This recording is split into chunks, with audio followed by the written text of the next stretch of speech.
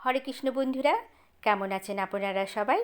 আশা করি আপনারা সকলেই ভালো আছেন। বন্ধুরা, আজকে আমি আপনাদের সামনে খুব সহজ ও সিম্পল একটি রান্না শেয়ার করব। সিম, বিনস, মটরশুঁটি দিয়ে সর্ষে পোস্ত বাটা চচ্চড়ি।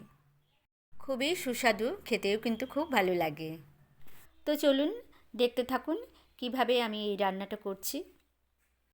প্রথমে চা চামচের 3 চামচ সাদা তেল দিয়েই আমি এই সবজিগুলোকে ভেজে নেব।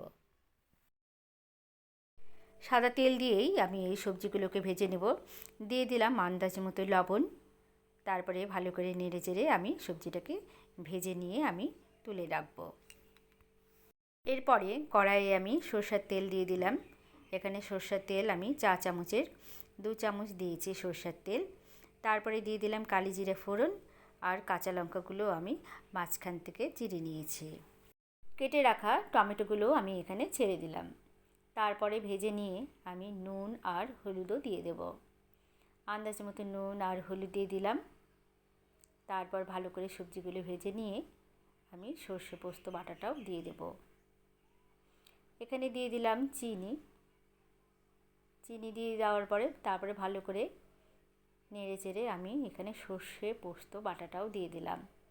এই সর্ষে পোস্ত বাটার মধ্যে আমি 3 চামচ পোস্ত, 1 চামচ সরষা ও 2টো পাকা লঙ্কা দিয়ে বেটে নিয়েছি। তারপর মশলাটা আমি ভালো করে কষিয়ে নেব। মশলাটা ভালো করে কষিয়ে নেবার পর আগে থেকে ভেজে রাখা সবজিগুলো দিয়ে দিলাম। তারপরে দিয়ে দেব জল।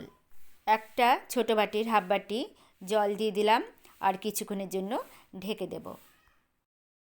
জলটা শুকিয়ে এলেই রান্নাটা হয়ে যাবে। তো জলটা শুকিয়ে গেছে, রান্নাটা এখানে হয়ে গেছে। তো বন্ধুরা, সিম, বিনস, মটরশুঁটি দিয়ে সর্ষে পোস্ত বাটা চচ্চড়ি রান্নাটা কেমন লাগলো? খুবই তাড়াতাড়ি রান্নাটা হয়ে গেল। বেশি কোনো উপকরণ লাগে না এই রান্নাটার মধ্যে। তো বন্ধুরা, কেমন লাগলো আজকের এই রান্নাটা? ভালো লাগলে একটি লাইক, কমেন্ট করবেন আর আমার চ্যানেলটিকে সাবস্ক্রাইব করে আমার পাশে থাকবেন। ভালো থাকবেন আপনারা সবাই। রাধে রাধে।